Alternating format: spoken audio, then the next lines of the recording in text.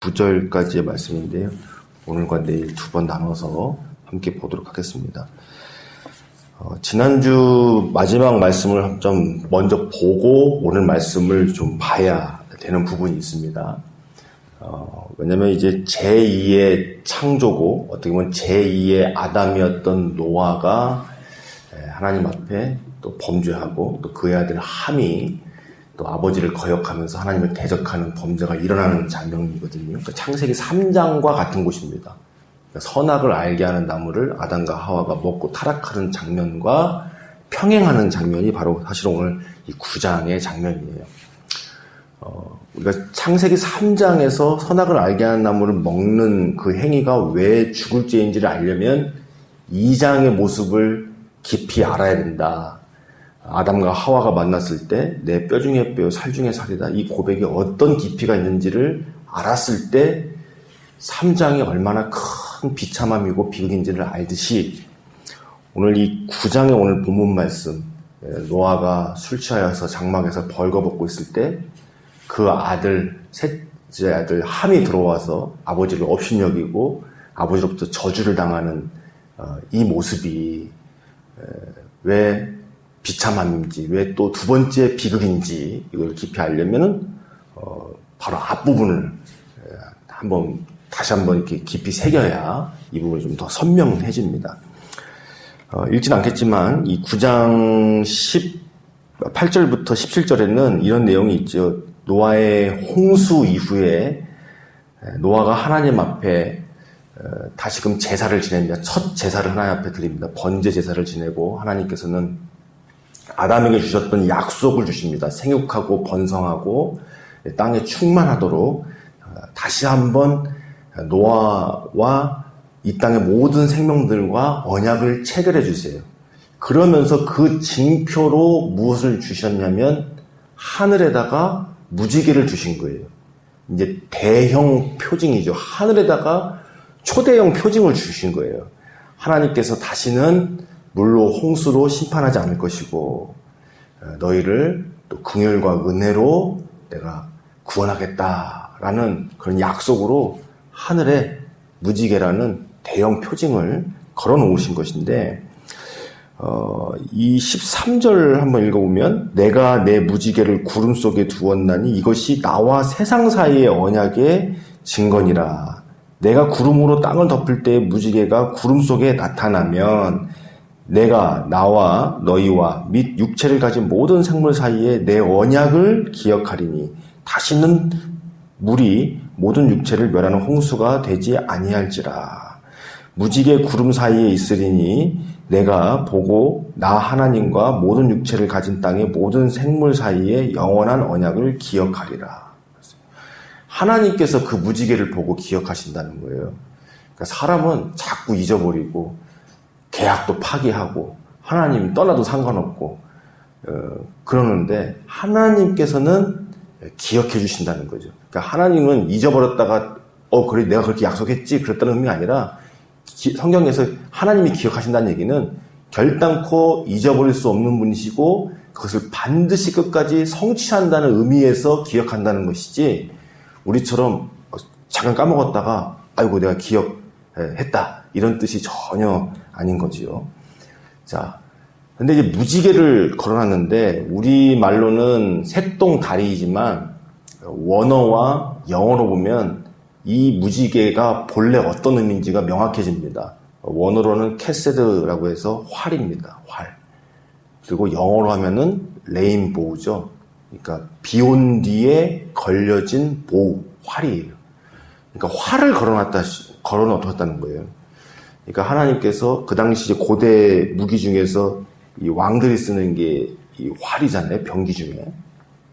그러니까 이 심판을 이 땅에 내렸지만 하나님께서 그 활을 하늘에 걸어두신 거예요. 그러니까 평화를 선언하신 거고요. 두 번째로 더 중요한 건 뭐냐면 활의 방향이 하늘을 향해 있다는 거예요.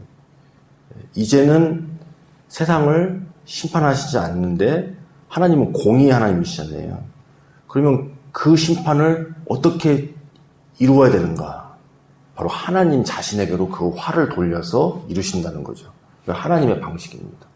아담과 하와에게도 여자의 후손을 통하여 가죽옷을 지어 입히셔서 구원하시겠다고 했습니다.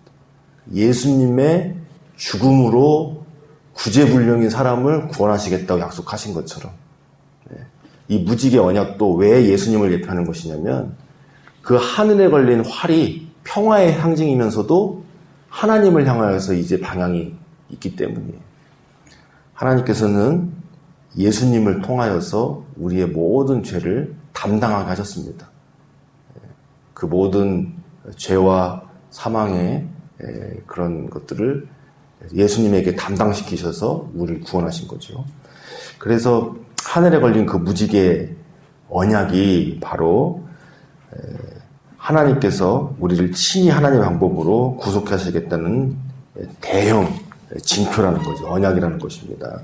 자, 이러한 내용들이 지금 밑바탕이 된 다음에 오늘 말씀을 읽어야 돼요. 이랬는데 이렇게 100년 동안 방주를 짓고 하나님의 약속대로 모든 창조의 세계가 홍수 심판으로 다 쓸어버리면 당한 다음에 노아의 8가족과 하나님께서 새로운 창조의 세계에서 그런 언약을 체결해 주시고 대형 징표를 무지개로 주시고 이제는 내가 너희를 구원하시겠다고 또다시 하나님께서 그 영원한 언약을 주셨는데도 불구하고 이제 오늘 장면이 발생을 하는 거죠. 우리 18절에서 29절까지 말씀 우리 함께 읽겠습니다. 방주에서 나온 노아의 아들들은 셈과 함과 야벳이며 함은 가나안의 아버지라. 노아의 이 세 아들로부터 사람들이 온 땅에 퍼지니라. 노아가 농사를 시작하여 포도나무를 심었더니 포도주를 마시고 취하여 그 장막 안에서 벌거벗은지라.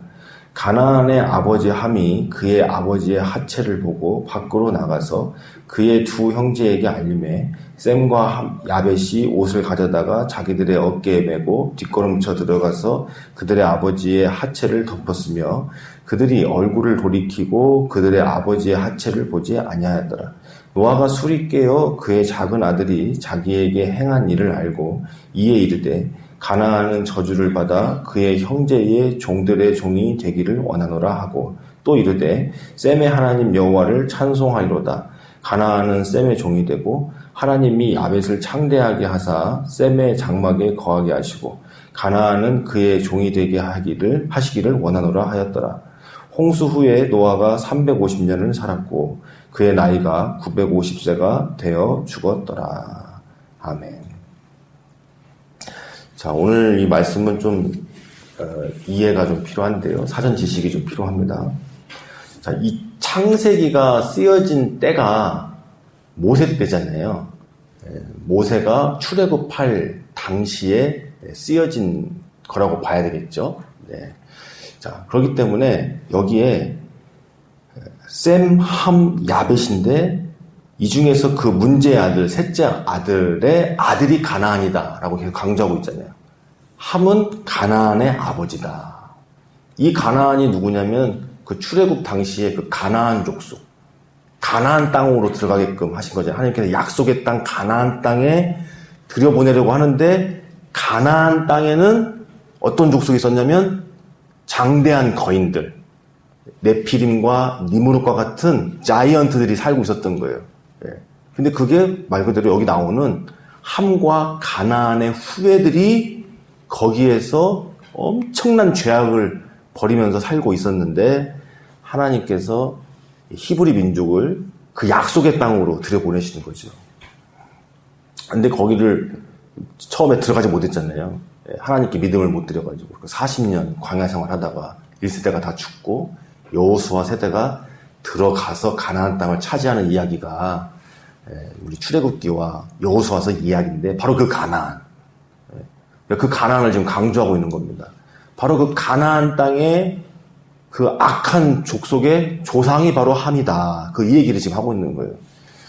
자, 방주에서 나왔는데 노아와 세 아들들이 있었어요. 함은 가나안의 아버지예요. 근데 이 사건이 벌어집니다. 농사를 이제 지었기 시작했는데 포도나무를 심었더니 거기 이제 포도 열매가 나오는데 포도주를 만들어가지고 노아가 장막에서 취해가지고 벌거벗은 거예요. 그런데 이 셋째 아들 함이 그 아버지 하체를 보고 나서 밖에 나가가지고 형들한테 그 이야기를 알린 겁니다. 근데 이게 이 원어로 봐야 이게 왜 큰 죄악인지를 알 수가 있는데, 함이 아버지 하체를 보면서 매우 음란한 생각을 했다는 거예요. 원어를 봐야 알 수 있어요. 아유, 우리 아버지가 왜 저렇게 하셨지가 아니고, 그걸 보면서 매우 업신여기고 조롱하면서도 한쪽 마음으로는 음란한 생각을 품었다는 거예요. 그만큼 좀 끔찍한 지금 장면이에요. 아버지는 술 취해서 실수를 한 거고, 함은 어쩌다 보니까 아버지 보러 왔다가 어이구야 해가지고 밖에 나가서 아이고 아버지가 그러고 계시더라고요. 그랬더니 저주를 퍼부었다. 그리고 그것 때문에 그 밑에 있는 후손들은 종살이를 하고 죄악된 삶을 살았다. 이렇게 하면 앞뒤가 안 맞잖아요.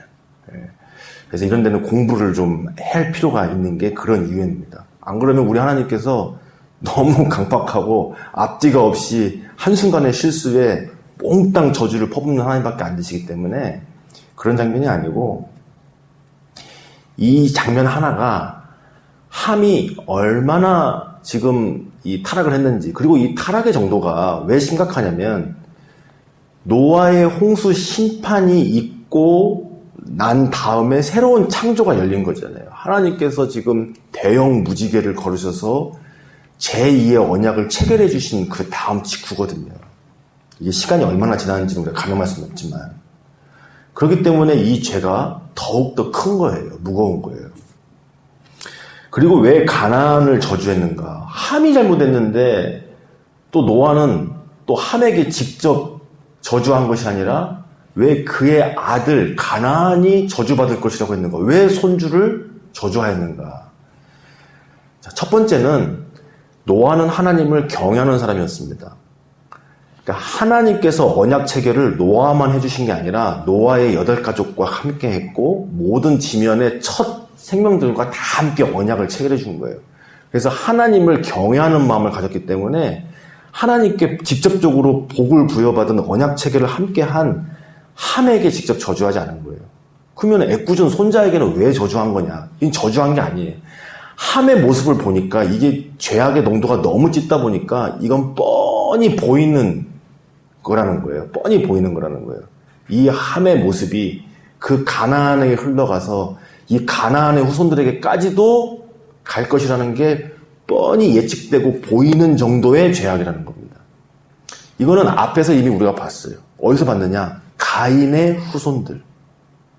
가인이 하나님 낯을 떠나서 사는 것을 너무나 가볍게 여기고 하나님이 주신 징벌은 또 무겁게 여겨서 하나님을 떠나가지고 자기 아들의 이름으로 성을 짓고 살았더니 그 후손들의 결말이 그렇게 돼버리잖아요. 결국에는 라멕이 2 아내를 얻게 되는 최초의 사람이 되고 또 그 후손들은 네피림이라는 자이언트 거인이 돼가지고 결국에 지면에서 쓸림을 당하는. 그러니까 이미 한번 보여줬잖아요. 가인이 선택한 결과가 그 후손들에게 어떤 결과가 나오는지. 그런데 하나님을 부르는 족속은 물론 그 중간중간마다 하나님을 진실로 동행하던 믿음의 사람들이 있었기 때문에 가능했지만 그 후손들은 결국 노아에까지 이어지는 거예요. 이미 보아온 거예요. 그래서 노아가 여기서 왜 함을 저주하지 않고 가나안 손자를 저주했는가는 좀 공부를 해야 됩니다. 아, 하나님을 경외했기 때문에 같이 언약을 받은 함에게는 하지 않고 가나안에겠구나. 애꿎은 손자에게 저주한 것이 아니라 이것은 너무나 이 죄악의 농도가 깊었기 때문에 예측이 되는, 눈에 보이는 그런 모습이었기 때문에 이 손자였던 가나안 그 족속이 나중에는 이런 저주를 당할 것이라고 예언을 한 것이죠. 그렇게 보여줄 수가 있는 거고요. 그래서 성경에서는 지금 이 부분이 매우 심각한 범죄인 거죠. 그럼 거꾸로, 그럼 함은 왜 이런 저주를 받은 것이냐? 바로 하나님을 거역하고 대적하는 죄였기 때문에 그래요. 자, 노아는 자기 아들을 직접적으로 저주하지 못했어요. 왜냐하면 하나님을 경외했기 때문에, 같이 언약을 받았기 때문에. 마치 다윗이 사울왕을 죽일 수 있는 기회를 2번이나 얻었지만 옷자락만 베어오고 물병하고 창만 가져오잖아요. 주변에서 사람들이 이건 하나님이 주신 절호의 기회입니다. 지금 상황을 보면 하나님께서 사울왕을 당신에게 맡기셨습니다. 생명을 맡기셨습니다. 여기서 사울왕을 죽여도 아무 상관없습니다. 이렇게 이야기해도 다윗이 사울왕을 자기 성으로 직접 죽이질 않아요. 하나님을 두려워하기 때문에. 그런 것처럼 노아는 그래서 함에게 저주하지 않고 그 모습이 이어지는 것을 볼 수 있었기 때문에 가나안에게 예언한 것이. 근데 반대를 봤을 때 이 함은 아버지의 하체를 보면서 업신여기고 조롱하고 심지어 끔찍한 음란한 생각까지도 품었다는 거죠. 그리고 나가서 또 형제들에게 아버지의 그 모습을 다 떠벌리는 그런 죄악을 보여주었어요. 근데 이제 나머지 2 형들은 뒷걸음쳐서 옷을 덮어드리고 이렇게 나오는 모습을 보게 되는 거죠. 그래서 이것이 성경에서 주목하는 큰 죄악입니다. 하나님을 거역하는 죄악. 자, 그리고 여기서 이제 또 하나 정리하고 가야 되죠. 근데 이제 노아가 문제죠. 왜냐면 노아가 마치 원인 제공을 한 것 같잖아요. 포도주를 먹고 술 취하지 않았으면 됐는데. 그래서 여기에서 이 포도주 먹고 술 취한 게 이제 문제가 되는데, 어쨌든 결론적으로는 포도주를 마시고 술 취한 것도 심각한 거긴 하지만 성경이 여기서 주목하는 것은 함의 거역이에요. 그걸 심각하게 보는 거라는 거예요. 그거는 우리가 가지고 있어야지. 하지만 노아가 포도주를 가지고 술 취한 것 역시 우리가 짚고는 넘어가야 되겠죠. 이 부분은 내일 한 번 더 이야기를 하도록 하겠습니다.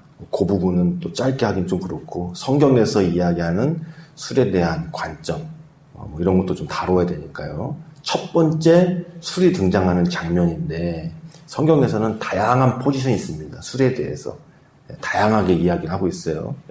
술 취하지 말라라고도 이야기하고 다시린 규례에서는 포도 씨앗도 먹지 말라까지도 이야기하는 데가 있고요. 다양한 포지션이 있기 때문에 근데 오늘 여기가 술에 대한 첫 번째 성경에서의 이야기니까 그걸 종합해서 한번 내일 볼 수 있도록 하겠습니다. 기도하시겠습니다. 살아계신 하나님, 우리에게 무지개 언약을 통하여서 친히 하나님께서 우리를 기억하여 주시고 하나님께로 그 활의 방향을 돌이켜 예수님께로 그 진노의 잔을 부으셔서 우리를 구원하시는 그 놀라운 사랑에 감사를 드립니다. 그러나 우리는 죄인이라 또다시 하나님을 잊어버리고 하나님 앞에 온전히 살아가지 못합니다. 함의 모습을 보게 되고 또 노아의 연약함을 보게 됩니다. 그러나 주님, 이것을 위하여 예수님께서 생명 버리시고 성령님을 우리 마음에 주셨으니 감사합니다. 그 놀라운 은총을 믿고 주님과 함께 날마다 동행하게 하여 주옵소서. 주님 손 붙잡고 주님이 우리를 붙잡아 주시는 것을 의지하며 오늘 하루도 살아가게 하여 주옵소서. 우리의 소원이 있습니다. 간절한 기도의 제목들이 있고 하나님을 신뢰하고 하나님이 예비하신 복들을 누리기를 원하오니 응답하여 주옵소서. 예수님의 이름으로 기도드리옵나이다. 아멘. 기도하시겠습니다.